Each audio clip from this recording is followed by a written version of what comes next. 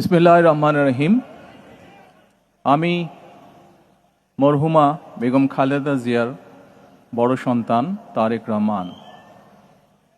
আমি আজকে এখানে উপস্থিত সকল ভাইয়েরা এবং বোনেরা যারা উপস্থিত আছেন, মরহুমা বেগম খালেদা জিয়া জীবিত থাকাকালীন অবস্থায় যদি আপনাদের কারো কাছ থেকে কোনো ঋণ নিয়ে থাকেন, দয়া করে আমার সাথে যোগাযোগ করবেন, আমি সেটি পরিশোধের ব্যবস্থা করব ইনশাআল্লাহ।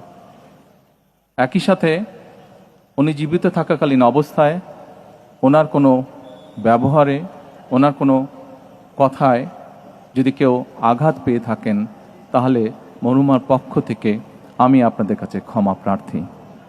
দোয়া করবেন আল্লাহ তাআলা যাতে ওনাকে বেহেশত দান করেন। আসসালামু আলাইকুম।